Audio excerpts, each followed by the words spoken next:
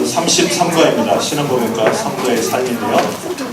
마태복음 5장 13절부터 16절 말씀을 근거로 해서 함께 은혜를 나누도록 하겠습니다. 본문에 보시면 주제를 돕는 예화가 나오는데요. 미켈란젤로의 얘기가 기록이 되어 있습니다.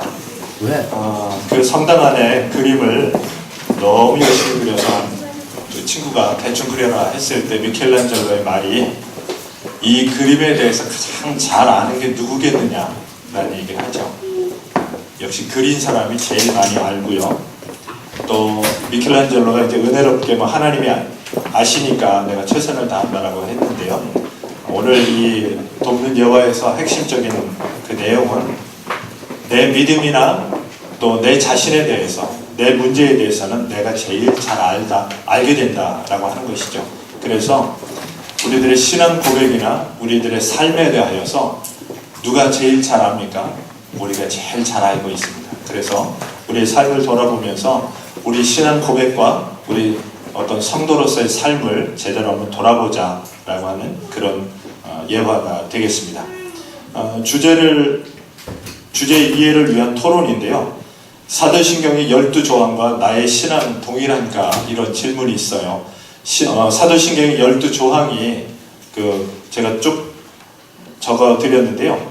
제1항은 성부에 대한 고백이고 2항부터 7항까지는 예수 그리스도에 관한 내용입니다. 그래서 이거는 우리가 사도신경을 늘 암송하고 있기 때문에 그 부분을 이렇게 풀어서 보시면 되겠고요.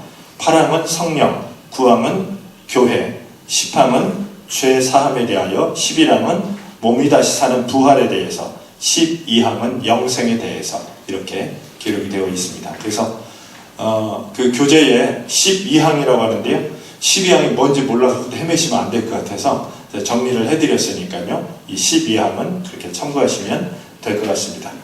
이 사도신경이 왜 우리에게 중요하냐면요. 이 내용이 다르면 이단이거나 혹시 또 나는 이단은 아닌데 그럼 잘못 배운 것이 되겠죠. 그래서 우리가 신앙의 방법은 여러 가지가 될 수 있겠습니다만 신앙의 대상은 다를 수가 없습니다.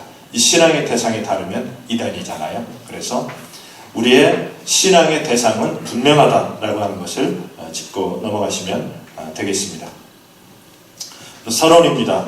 한 성령 안에서 같은 하나님을 섬기고 같은 신앙관을 가진 사람들이 모인 교회가 모든이 아니고요. 모인 교회가 거룩한 공교회다라는 것입니다. 그래서 대한예수교 장로의 무슨 교회라고 이렇게 현판이 붙어있다라고 교회가 아니라 한 성령 안에서 같은 하나님을 섬기고 같은 신앙관을 가진 사람들이 모인 곳이 바로 교회라는 것입니다. 그래서 거기 장로교 간판 붙어있던데요. 이것은 별로 중요하지 않습니다. 그래서 그 교회는 어느 교단이랍니다. 그게 중요하지 않습니다. 가장 중요한 것은 정말로 한 성령 안에 있느냐. 그래서 성령 얘기를 막 하는데 자는 사람이 있어요. 그렇잖아요? 또 성경 얘기를 하는데 막 하는데 자는 사람이 있어요. 좀 이건 생각해봐야 할 일이에요. 막 신앙의 진수를 막 얘기할 때 졸린 사람이 있어요. 기도 많이 해봐야 될 것 같아요. 왜 그럴까요? 왜냐하면 희한하게도요. 설교 시간에 주무시는 분들은 같은 분이 꼭 주무십니다. 다른 분은 안 자요. 그분만 주무세요. 그러니까 이런 부분들은 같은 성령 안에서 같은 하나님을 섬기고 같은 신앙관을 가지고 모인 사람들이니까 이런 부분들에 대해서 잘 살펴봐야 합니다. 이런 얘기를 드리는 이유는 목장 안에 가시면 꼭 주무시는 분이 있어요. 교회 오셔서 아주 심하게 주무시는 분들이 있어요. 그게 습관화되고 영성의 문제입니다. 꼭 일깨워 주셔야 됩니다. 그래서 목자들이 아시잖아요. 대부분 그 자는 분들은 꼭 심각하게 얘기해 주십시오. 당신 영성에 지금 문제가 있다. 그래서 그 영성에 대하여서 기도해봐라. 왜 그렇게 자고 있느냐 라고 하는 부분들을 일깨워 주셔야 돼요. 그냥 가만 내두는 것은 제가 아까 설교할 때 말씀드렸죠. 진보를 막는 거예요. 사람의 진보는 충격도 필요하고요. 또 교육도 필요합니다. 그래서 목자원들을 사랑하는 마음으로 이 부분들을 잘 살펴주시면 좋겠습니다. 그 다음에 1번입니다. 믿는다는 말의 뜻이 무엇인가요? 믿음이란 단어는 교회에서만 사용하는 것이 아니라 우리 일상 전반에 사용되고 있고 그리고 그 많은 믿음 속에서 우리가 살아가고 있다. 교제의 내용이 쭉 나오죠. 우리의 신앙적 믿음은 이제 이런 일반적인 믿음과 많이 다른 부분들이 있어요. 우리의 신앙적인 믿음은 예수 그리스도가 나의 구주라는 것이며 그를 통하여 죄의 문제가 해결되고 영생을 얻게 된다라고 하는 믿음이죠. 그래서 보편적인 믿음은 잘못되어도 약간의 손실이 있습니다. 당연히 그렇게 하리라라고 생각을 했으나 그 약속이 어겨졌을 때 약간의 손실이 있습니다. 그러나 신앙적 믿음은 영생과의 관계가 있습니다. 그래서 믿음이 잘못된, 우리 신앙적인 믿음이 잘못되면 영생의 문제가 발생하는 것이고요. 그러므로 우리에게는 바른 믿음이 필요하다라는 것입니다. 제가 그림을 하나 더 드렸는데요. 이건 미국에서 실제 방주의 크기를 그대로 재현한 그 방주예요. 밑에 까만 점들이 사람입니다. 그러니까 이 정도 크기로 배를 노아가 만들었는데요. 노아가 배를 만들 때 비가 내리지 않았습니다. 오직 하나님을 경외함으로 믿음으로 그 배를 만들고 있었어요. 긴 시간 동안 배를 만들고 있었습니다. 그리고 11장, 히브리서 11장의 믿음의 선진들의 얘기 다 하나같이 믿음으로 이것을 감당해내고 있었습니다. 확실하게 주어진 사실이 아니라 믿음을 붙들고 그렇게 하고 있었던 것이죠. 그래서 다음으로 넘어갈 때요. 우리가 이러한 믿음을 가지고 살아갈 때에 이 믿음을 갖지 않고 슬그머니 찾아오는 사람들을 경계해야 하는데요. 무너뜨리고 넘어뜨리려고 하는 사람들, 어떤 존재가 있다라는 것입니다. 그래서 이단은 유혹의 대상이 불신자가 아니라 성도들이고요. 디모데후서 3장 6절에 보면 가만히 들어가 어리석은 여자를 유인하는 자, 딱 사탄의 모습, 에덴 동산의 사탄의 모습이죠. 이런 사람들은 집에 들이지도 말고 인사도 하지 말라. 요한이서 1장 10절에 말씀이 기록되어 있습니다. 그래서 이러한 분명한 믿음을 갖지 않고 슬그머니 우리에게 찾아오는 사람에 대하여 경계하라라는 것입니다. 학력과 관계없고 신앙 연수와 관계없이 어리석은 자들은 미혹에 넘어가게 된다. 여러분 그 사탄의 유혹에 넘어간, 이단에 넘어간 사람들 한번 만나보셨어요? 참 희한합니다. 그 말을 믿어요. 요즘에 그 신천지 교주 이만희가 곧 죽게 될 모양이에요. 이제 나이도 워낙 많잖아요. 그래서 이제 많이 힘든 것 같은데 그래도 이만희가 영원히 살 것이라 굳게 믿고 있잖아요. 그거를 믿어요. 그리고 신천지 새하늘과 새 땅이 과천에서 이루어진다고 했다가 안 되니까 과천이 그 아주 좋은 땅이잖아요. 그러더니 이제 뭐 제주도로 넘어가기도 하고 이상하게 계속 말을 바꾸고 있는데요. 말도 안 되는 그 말을 믿어요. 그래서 14만 4천 명을 채우기 위해서 너는 군대 가지 마라. 그럼 군대도 안 가고 그 말을 믿어요. 결혼도 하지 말고 그냥 여기 교회 남아라. 그 말을 듣고 믿고 그대로 하고 있어요. 바로 이러한 자들이 누구냐면요. 불쌍한 게 아니라 어리석은 자들입니다. 그 어리석은 자들은 학력과 관계없습니다. 신앙 연수와 관계없습니다. 그들은 그 미혹에 넘어가게 되는 것이죠. 그래서 우리는 우리 주변에 내 믿음을 넘어뜨리려고 하고 무너뜨리려고 하는 사람의 존재에 대하여서 우습게 봐서는 안 됩니다. 성경이 말씀하시죠. 우는 사자와 같이 삼킬 자를 찾는다. 그래서 나는 괜찮아요. 난 신천지랑 대화를 좀 해봤으면 좋겠어요. 삼가 조심하시기를 바랍니다. 그러지 마시고 그냥 말씀대로 집에 들이지도 말고 인사도 말고 너는 네 갈 길 가라. 나는 내 갈 길 간다. 이런 마음으로 대해야지 어떻게 설득해서 뭐 데려오리라 꿈 깨시고요. 그냥 우리나 신앙생활 잘하면 되겠습니다. 성경에서 이렇게 이단에 대하여서는 기존의 가르침과 상이한 가르침을 하는 이유가 무엇입니까? 이단은 대화로 풀 수 있는 존재가 아니에요. 이단은 내가 설득해서 풀 수 있는 존재가 아니에요. 왜냐하면 미혹의 영에 넘어간 자들이기 때문에 영적인 문제입니다. 설득으로 되는 일이 아닙니다. 그들을 돌이킨다면 오직 성령만이 가능하신 일입니다.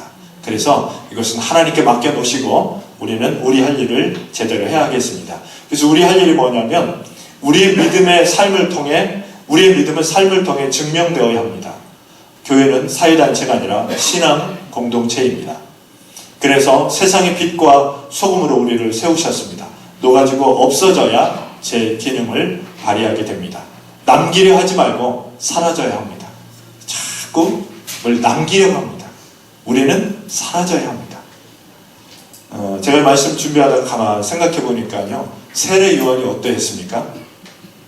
내 뒤에 오시느니, 내 뒤에 오시느니 나는 그분의 신발끈도 감당치 못하겠다 이러면서 예수 그리스도에게 넘겼습니다. 예수님은 어떻게 하셨습니까? 내가 가면 보혜사 성령이 오리니 그분은 너희와 항상 함께 하실 것이다. 너를 돕고 위로하고 격려하고 세울 것이다. 그렇게 말씀하셨습니다. 그럼 성령이 끝인가요? 성령은 하나님에게 또 이 일을 넘기십니다. 이렇게 세례 요한도 예수 그리스도 성령도 이렇게 자기를 남기려고 하지 않고 그냥 다 불태워서 다 아낌없이 자기를 사용하십니다. 그래서 우리는 세상에서 믿음으로 사는 것이 무엇입니까? 업적을 쌓고 남기고 유명해지는 것이 아니라 우리는 녹아지고 없어져서 우리의 기능을 발휘하면 됩니다. 우리의 믿음은 소망이죠. 그런데 우리의 믿음이 복이라면, 문제 해결이라면 결국 어떻게 됩니까? 문제가 다 해결돼도 죽고 말아요. 우리의 믿음은 소망에 대한 것이지 우리의 믿음은 복에 관한 것이 아닙니다. 우리의 믿음은 문제 해결에 대한 것이 아닙니다. 문제가 해결만 되면 예수 믿을 것 같고 문제가 해결되면 다 될 것 같은데요, 절대 그런 사람 없습니다. 낫고 나면 딴 생각 들어오기 마련이고요, 산 넘으면 또 다른 산이 있습니다. 그래서 인생의 문제는 결국은 모든 것이 죽음으로 마무리되는 것입니다. 그래서 우리의 믿음은 복에나 아니면 문제 해결에 있다면 이것은 심각한 병폐를 갖고 있는 것이죠. 우리의 참된 믿음은 무엇입니까? 우리의 소망, 우리의 구원에 대하여 이 믿음이 있어야 합니다. 그래서 목장원들의 믿음이, 목장원들이 어떤 막 추구하는 바가 문제 해결이라면 교회 나온다고 모든 게 해결이 되나요? 하나님은 우리를 그렇게 원하지 않습니다. 하나님에 대하여 알기를 원하고 예수 그리스도에 대하여 알기를 원하시지, 문제 해결을 위해서 하나님을 찾는 그 하나님이 아니시라고 하는 사실이죠. 이 부분을 좀 잘 설명해 주시면 좋겠고요. 결론입니다. 하나님을 사랑하는 것은 무엇일까요? 그분의 뜻을 가슴에 품고 그 뜻을 따라 살게 되는 것입니다. 바로 그 사람이 크리스찬입니다. 그래서 예수 믿는 사람, 크리스찬, 그럼 뭐예요? 하나님을 사랑하는 자, 그분의 뜻을 가슴에 품고 그 뜻을 따라 사는 사람입니다. 이게 예수 믿는 사람으로서 매력이 있고요, 정말 은혜가 넘치고요, 정말 향기 나는 삶이고요, 이것이 하나님께 영광 올려드리는 삶입니다. 뭔가 자꾸 만들려고 하고 뭔가 세우려고 하고 뭔가 남기려고 할 때 바로 문제가 발생하는 것입니다. 오늘 그 교재에 보시면 본문 되짚어보기가 있습니다. 사람들이 빛으로 나오기 싫어하는 이유가 뭘까요? 바로 자기 행위가 악함으로 빛보다 어두움을 더 사모한다고 요한복음 3장 19절에 말씀하고 있습니다. 그래서 빛 대신 예수 그리스도 앞에 나오기를 사람들이 좋아할까요? 꺼려합니다. 죄악 중에 있기 때문에 빛 대신 예수 그리스도가 나타나면 나타날수록, 죄악이 관영하면 관영할수록 싫어하게 되어 있습니다. 그래서 우리가 복음을 전할 때 그들이 좋아요, 오케이 라고 받아들이지 않습니다. 그들은 자기들의 죄가 빛으로 드러날까 싶어서 오히려 감추고 가리게 되는 것이죠.